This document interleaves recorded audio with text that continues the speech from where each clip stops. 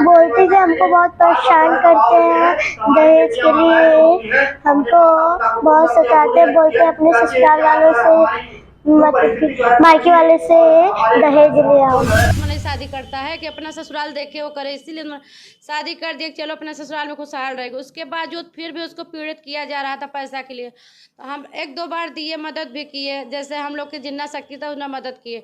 फिर भी वो बोलता था अब ये बिजनेस करेंगे। एक बार दिए तो योगी साथे नंदी साथे चुनाव में कोई जानकारी नहीं दिया। जब गए तो एकदम मट्टी पड़ी थी, मर गई। तब पता चला कि हाँ ये तो ख़त्म हो गई है। तो बोले बीपी से मर गई। हम कहा बीपी से कोई मरता है क्या? तो बीपी से नहीं मरी, उसकी हत्या की गई है, किसी चीज़ से मार दिया गया, उसका सर फाट गया है। यहाँ पे मेजा थाना क्षेत्र अंतर्गत पाती ग्राम सभा में है। आज आप लोगों को पाती ग्राम सभा से एक ऐसी हृदय विदारक खबर से रूबरू कराने जा रहे हैं जिसे सुनकर कहीं ना कहीं आपकी रूह कांप उठेंगी। बता दें कि पाती गांव निवासी हीरालाल केसरवानी ने लगभग 3 साल पूर्व में अपनी बेटी का ब्याह औद्योगिक थाना क्षेत्र के महुआरी कला गांव में किया था, जिसकी कल अचानक मौत हो गई। जब इसकी खबर इन लोगों को हुई तो यह पूरी तरह से परेशान हो उठे। तो आप चेहरे से जो बेटी के पिता हैं बदहवास और लाचार हैं। आइए क्या कैसे बेटी की मौत हुई है हम इनसे जानने का प्रयास करते हैं। क्या नाम हुआ था? हीरालाल केसरवानी। ये बताइए, बताया जा रहा है कि आपकी बेटी की मौत हो गई एक दिन पूर्व में, तो कैसे बेटी की मौत हुई है? हम लोग वहाँ गए, देखा तो लेटी थी, उसके यहाँ चोट लगा था, कान में चोट लगा था। लोग बता रहे थे कि मार दिए इसको, जान से हत्या हो गई इसकी। और दारू बहुत पीता था। कहाँ पे शादी किए थे? महुआरी, अनिल केसरवानी जी। जब आप लोग वहाँ मौके पे गए तो क्या उसमें देखा गया? देखा गया, लेटी थी वहाँ पर जाकर तो देखा यहाँ चोट लगा था, कान में लगा था, कुछ चोट यहाँ लगी थी। तो क्या लग रहा है आपकी बेटी का क्या किसी के द्वारा मारा गया है या फिर उसकी आकस्मिक मौत हुई है? सब लोग मिल के मारे हैं उनको। कौन किया होगा इसको? जितना जने हैं सबको मिल के मार गए। तो क्यों मारेंगे? क्या उसका कुछ कारण तो रहा हाँ, होगा? वही जो लोन लिया था। किस लिए लोन लिए थे? लोन लिया जब पैसा हमसे लोग से मांग रहा था, पैसा दो, हम लोग पैसा देने में गरीब आदमी कहाँ से दें, तो उसने जाकर उसने लोन ले लिया, मार दिया कि माफ़ हो जाएगा लोन हमारा। यानी दहेज के रूप में आपसे पैसे की मांग किया जा रहा था, आपने पैसे नहीं दे पाए तो बेटी के नाम से लोन ले लिए? हाँ जी, लोन ले लिया। तो अभी क्या मामले को लेकर जो स्थानीय पुलिस प्रशासन उससे आपने शिकायत किया था? नहीं, अब नहीं करेंगे हम। तो दर्शकों, आप वीडियो में देख सकते हैं किस तरह से ये जो बदहवास पिता हैं, हालांकि ये पूरी तरह से बताने में असमर्थ है। इनकी मायूसी से साफ देखने को मिल रहा है कि जो इनकी बेटी थी, यह 3 साल पहले कहीं ना कहीं जो इनकी जीवन भर की कमाई थी उस पैसे से इन्होंने धूमधाम से शादी किया था। लेकिन जो दहेज के लोभी हैं उनके द्वारा बेटी को मौत के घाट उतार दिया गया है। तो आइए हमारे इनसे जानने का प्रयास करते हैं।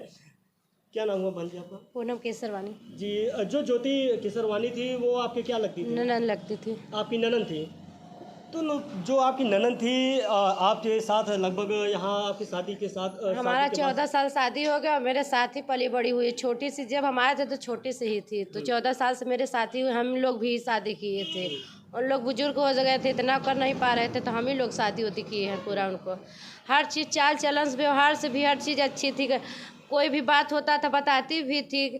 फिर भी हम लोग सोचते चलो परिवार में मैटर थोड़ा बहुत होता रहता है, तो हम लोग उन्हीं को समझा देते कि चलो हो गया, रहना वही है, थोड़ा समझ लीजिए, आप ही समझ के चलिए, काम करिए। तो वो भी समझती थी। 2 महीने 1 महीने सही रहते थे। उसके बाद जब वही रोज़ धमकियाँ देते थे, वही रोज़ धमकी देते थे, वही रोज़ आते थे दारू पी के, वही दिखाते थे, हंगामा करते थे। एकदम तंग आ चुकी थी। फिर भी उसको यहाँ किसके द्वारा हंगामा किया जा रहा था? उसके हस्बैंड, उसके जेठ थे, जेठानी थे, ये सब बहुत तंग करते थे। किस बात को लेकर तंग किया करते थे? अरे कहीं काम के बारे में, कहीं पैसे के बारे में। वो पैसा ज़्यादा ले मतलब यहाँ से गई नहीं थी। अब हम लोग बिजनेसमैन छोटे हैं तो कहाँ से ना पैसा देंगे, तो यहाँ से जाती थी। शादी के दौरान जो उनकी मांगे थी वो पूरा नहीं किया गया था? नहीं दिए थे, फिर भी उसका डिमांड बढ़ता जा रहा था। हम लोग किए थे, 7 लाख की शादी हुआ था, फिर भी उसका डिमांड और था। यानी और उन्हें दहेज के रूप में पैसे की आवश्यकता थी। हाँ, उसके पैसा आवश्यकता थी कि हमको डिमांड वो बढ़ाया जा रहा था कि दे दो मुझको। तो हम लोग कहाँ से पाए, हम लोग अपना गृहस्थी चलाए, उसका गृहस्थी चला, इसीलिए तो मैंने शादी करता है कि अपना ससुराल देखे वो करे, इसीलिए मैंने शादी कर दिया कि चलो अपने ससुराल में खुशहाल रहेगी। उसके बावजूद फिर भी उसको पीड़ित किया जा रहा था पैसा के लिए। तो हम 1-2 बार दिए, मदद भी किए, जैसे हम लोग की जितना शक्ति था उतना मदद किए, फिर भी वो बोलता था अब ये बिजनेस करेंगे। एक बार दिए तो योगी साथे नंदी साथे चुनाव में मतलब प्रचार करने लगा वो।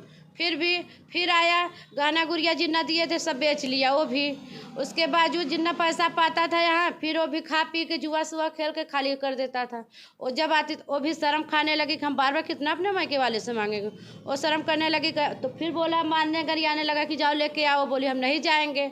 वो भी ऐसे धमकी देने लगी कि हम नहीं जा पाएंगे, हम बार बार अपने मायके वाले से नहीं मांग पाएंगे।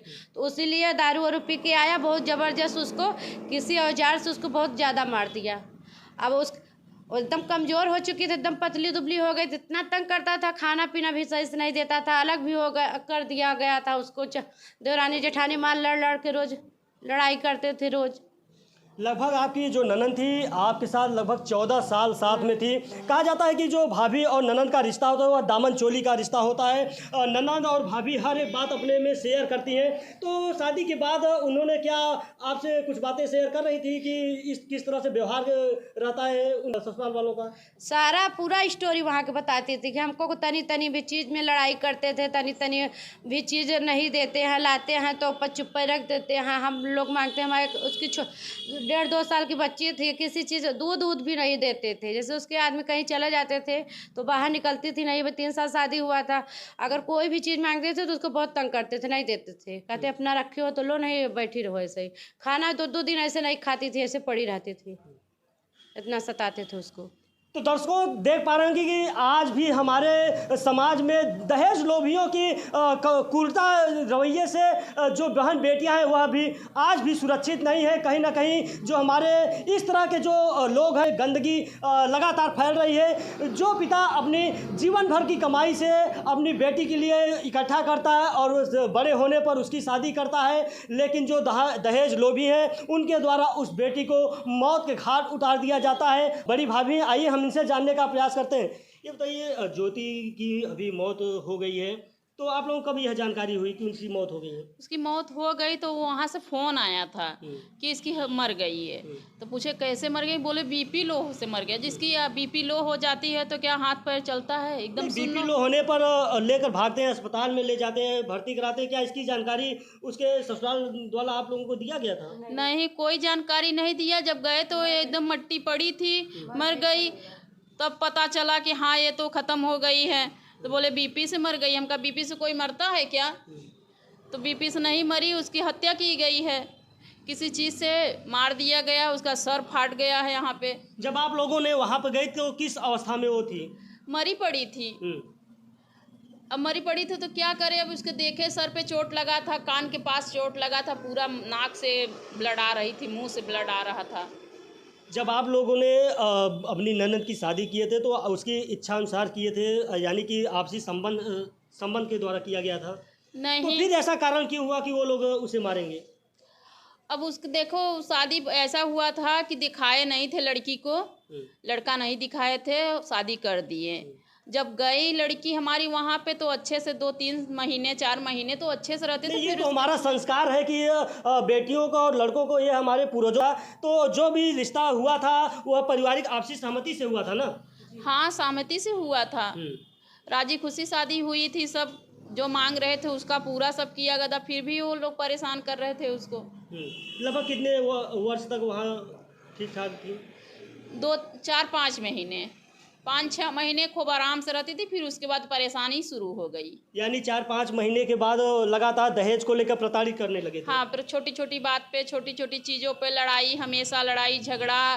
कतक ननद से, अरे जेठानी से, देवरानी से, सास से, ससुर से, आए दिन आदमी से आए दिन झगड़ा हो रहा था। तो आपसे आपकी ननद कभी कुछ बताती थी इसके बारे में, क्यों हाँ, परेशान किया जा रहा है? परेशान किया रहा। वो पैसे मांग रहे थे कि पैसा लाओ, घर से पैसा लाओ। तो कितना पैसा लाएं?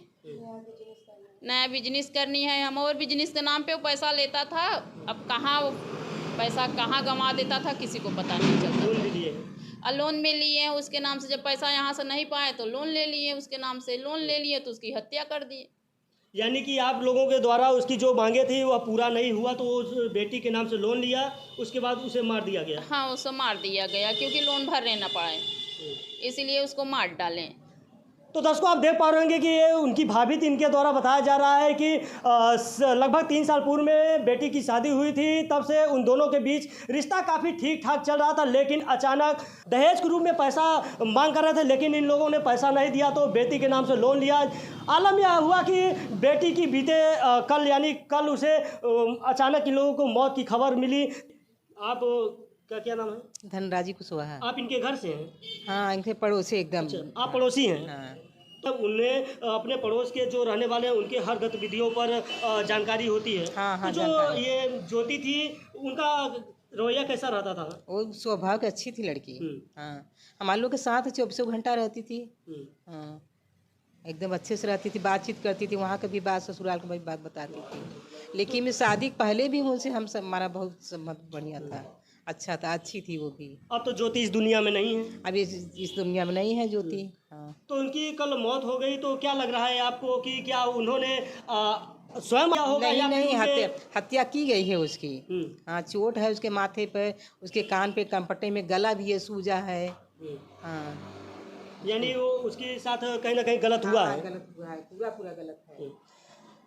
तो दर्शकों आप देख पा रहे होंगे जो इनके घर वालों के साथ जो इनके पास पड़ोस के हैं उनके द्वारा भी बताया जा रहा है कि जो बेटी थी उसकी रवैया काफ़ी ठीक ठाक रहता था और हमेशा खुश मिजाज की लड़की थी।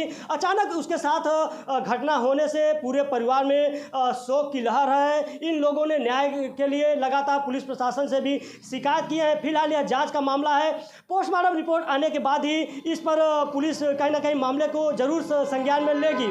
हम आपको बताना चाहेंगे कि एक तरफ जहां प्रदेश और देश की सरकार लगातार बेटियों की सुरक्षा को लेकर तमाम प्रकार की योजनाएं चला रही हैं और उस बेटियों की रक्षा को लेकर कहीं ना कहीं उनकी मदद भी कर रही हैं, लेकिन आज भी हमारे समाज में दहेज लोभियों के रूप में एक ऐसे कीड़े हैं जो कहीं ना कहीं समाज को गंदा करने का काम कर रहे हैं। तो दर्शकों आपको क्या लग रहा है कि ये जो पीड़ित परिवार है इसे न्याय मिल पाएगा या